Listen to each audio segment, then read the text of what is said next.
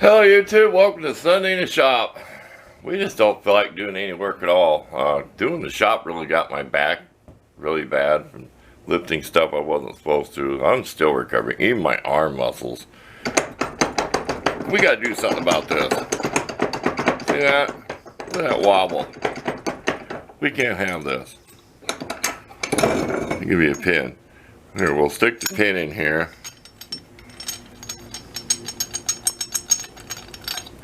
Okay, now this is not that bad. We determined 7/16 bolt won't fit in there, but it almost fits in here. Actually, on that side it does. So we're going to take our little step bit, and I don't know if you can see it. It ain't the black line. We use like an orange marker. We always mark what we're going to drill it at. And then if you have any doubts, you know, see, that's the washer. And I picked two good thick washers. I always have extra stuff like this. When I go to the farm store to buy bolts and washers in bulk, I'll grab a bunch of extra beggars. I'll just grab whatever extra because I'm always looking for washers. So we're going to drill this out with the step bit. If it ain't powerful enough, we'll go to the beggar drill. I'm sure it will drill it. So, hold on. We won't show the boring part of me drilling for 5 minutes. We'll be back and show you how the bolt fits. See if we got rid of the wobble. Okay, this is worth showing. This step bit is not accurate. See that? This is what we did. Don't go one size bigger. Just go in there with your bit and kind of wobble it. Remember, it's just a Harbor Freight tool. This ain't, see that? The other side it grabs a little bit, but we can tap it or thread it. Okay, let's put together this bolt and tighten it up. Let's see if that thing's a little bit better. It isn't so sloppy fitting. Okay, we get you in up close. None of these holes lined up. Believe me, that's probably where they put someone slop in it. I mean, this takes a little bit of pressure to do this. Man, I slipped. 5/8 bolt head, 11/16 nut. And my Husky wrench set didn't come in 11/16, so expect to use a metric. A good thing I got an old Craftsman wrench.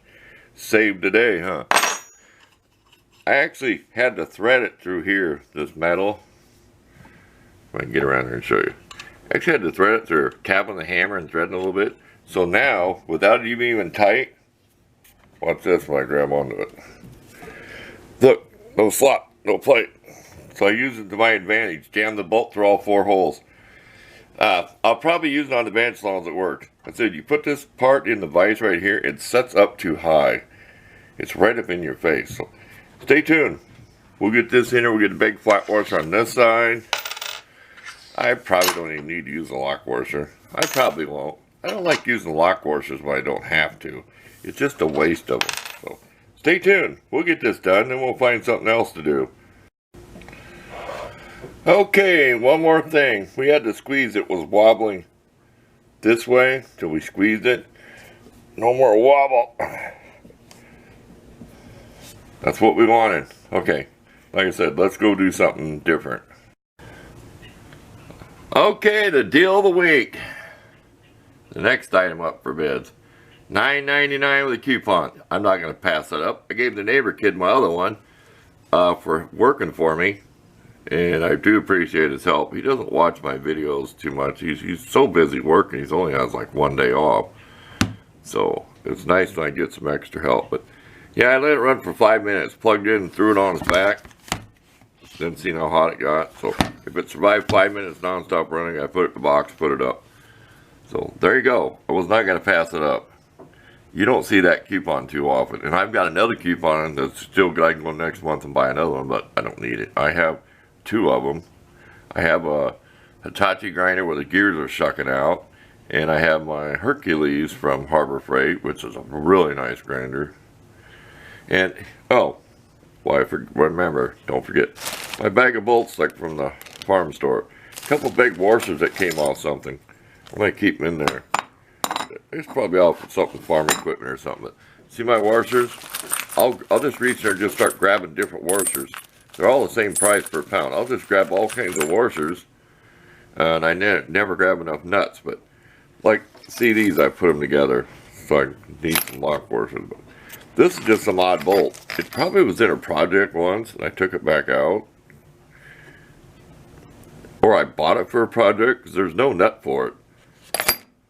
So, if I had to go in there someday and get a nut, I got the bolt. I don't know what grade it is. Grade 5. You add 2. Add 2 to that.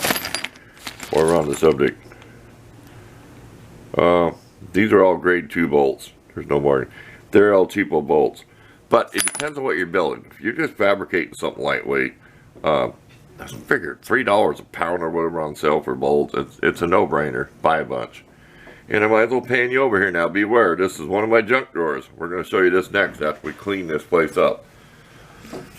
Look at all this crap.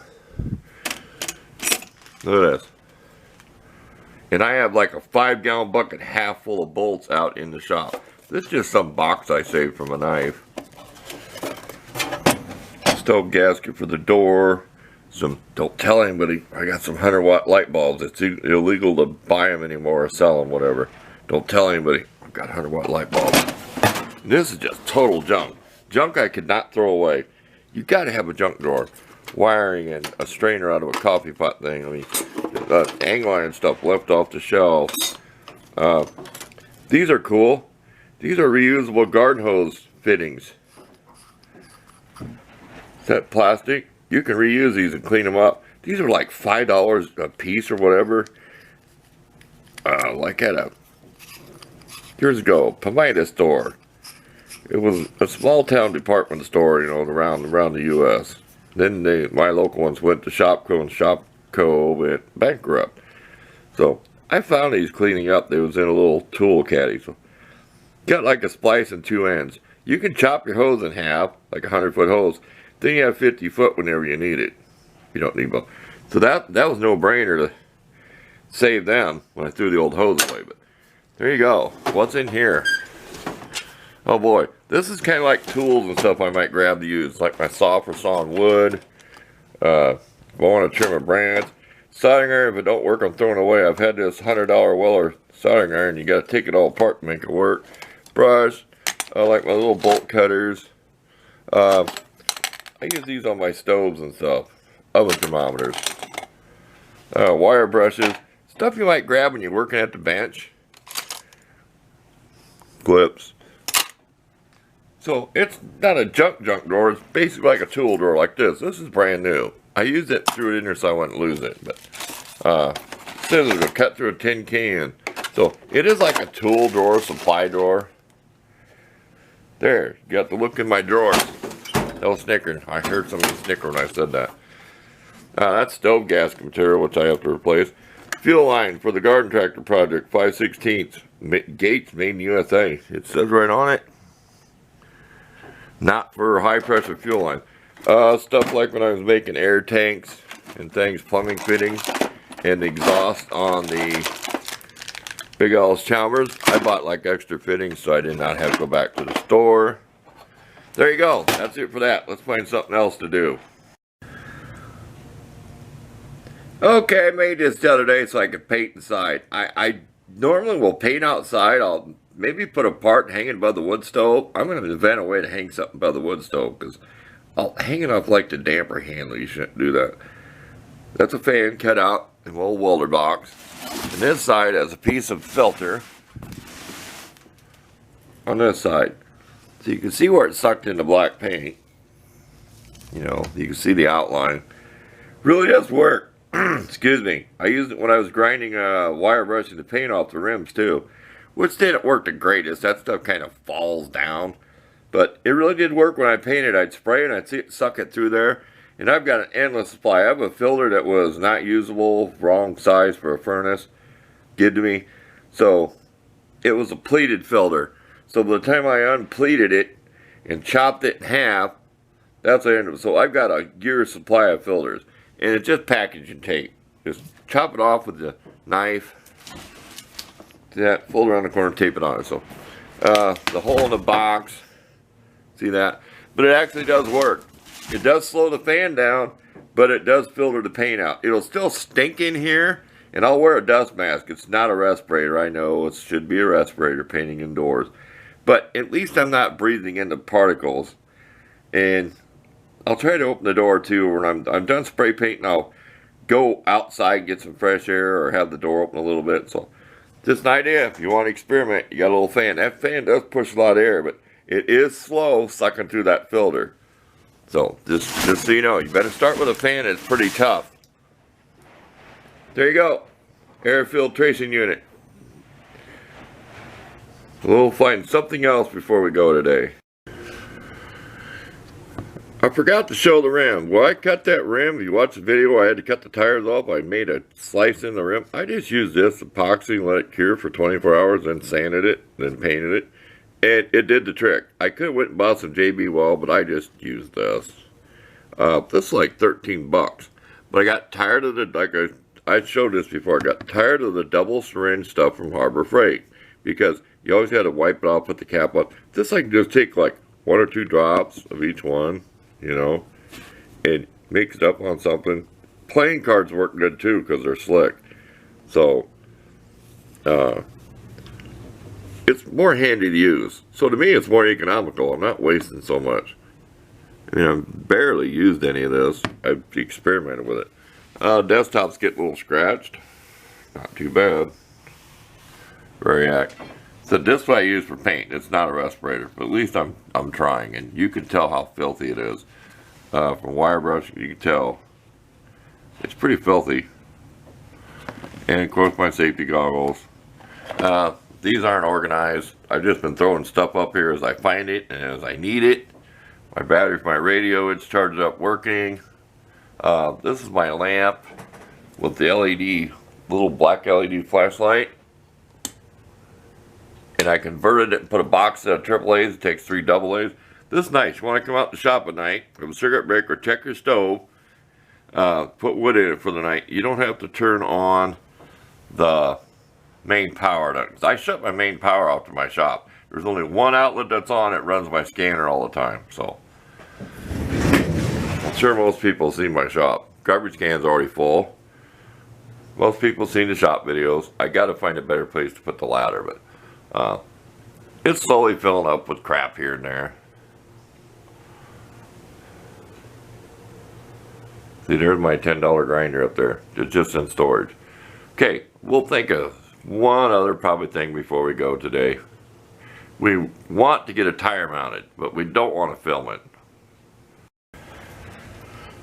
Okay, before we go today, this is kind of pitted. You can see it around the hole, rust pitted. This is what we used. We have the brush on stuff, but this is a lot easier to use. Use a little screwdriver to put it on there. This stuff never really hardens. See where it says not hardening, pliable. That way we know it's going to seal. And the valve stem goes to the back of the rim. Like I said, that's how I put my tire on. So if I beat this rim up or something, the side you're going to see goes down on the machine and it'll stay nice and fresh. You're only rubbing the paint on the hub there. So there you go. A little tip there when you get something old like that. It's painted, plus it'll seal. And if I get a little bit, it comes through the hole, don't matter. I think I mentioned in the video, I thought the hole was off, but these say 11 millimeters on the package. That hole measures 11 millimeters, so I was wrong. So then I can't tell you the number of the valve stem, but you have to learn that stuff. What size valve stem for a car or for this stuff, you just have to learn it. If you doubt, measure the hole before you go to the store. So at least you know what size the hole is. Look on the back of your package, it'll tell you what it is. The rim diameter hole. So thanks for watching. We might leave you some pictures of the next tire mounted. So we don't want to film that. It's too frustrating. You would not want to hear me cussing like I did the other day. So thanks for watching. Look forward to seeing you next Sunday.